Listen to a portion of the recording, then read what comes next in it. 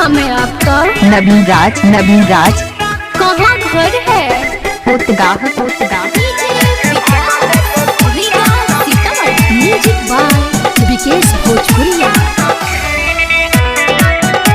Mobile number 84 093 62 951।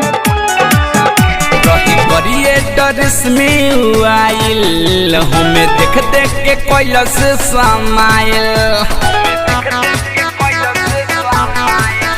रहे creators में आइल हमें देख देख के कैलस समाइल रहे रंग थोड़ा फीका कैले माथावा पटिका रहे रंग थोड़ा फीका कैले माथावा पटिका ले ले रहे संगे झुंडा सखी लेके आइले रहे हीरो हुंडा सखी दिल लेके भागले गो गुंडा सखी लेके आइले रहे हीरो हुंडा सखी दिल लेके भागले गो गुंडा सखी।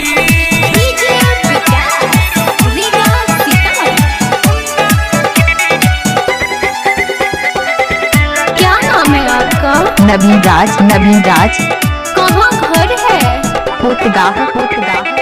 घूमे गईल रहनी बगल के मठ हो हेलो कोई खेला भइल अलगत हो छन में सोझा से गईल बाहट हो सखी हो बतिया कहिले जमन सच हो ए सखी सुन तारू घूमे गईल रहनी बगल के मठ हो हेलो कोई खेला भइल अलगत हो छन में सोझा से गईल बाहट हो सखी हो बतिया कहिले जमन सच हो हम होई गईनी फिदा जब देखाई देला पिज्जा हम होई गईनी फिदा जब देखाई देला पिज्जा मोछा मुंडा सखी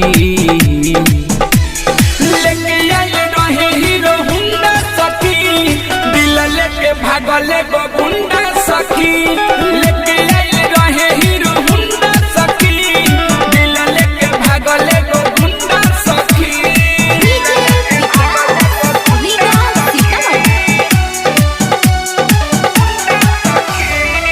क्या नाम है आपका? नवीन राज। नवीन राज। कहाँ घर है? पोतगाह। पोतगाह।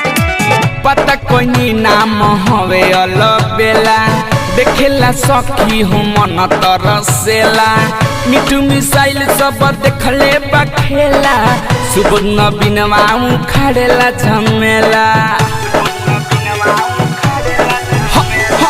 पता कोई नाम हवे अलबेला देखेला सखी हो मन तरसेला मिठू मिसाइल सब देखले बखेला सुबह बिनवा उखाड़ेला झमेला सखी लागल बड़ी डर हमरा दिल के भीतर सखी लागल बड़ी डर हमरा दिल के भीतर हम कए जगे ढूंढा सखी लेके आइले रहे हीरो हुंडा सखी दिल लेके भागले गो गुंडा सखी लेके आइले रहे हीरो हुंडा सखी दिल लेके भागले गो गुंडा सखी क्रिएटर्स में आइल हमें देख देख के कैलस समाइल रहे रंग थोड़ा फीका कैले माथावा पटिका रहे रंग थोड़ा फीका कैले माथावा पटिका ले ले रहे संगे झुंडा सखी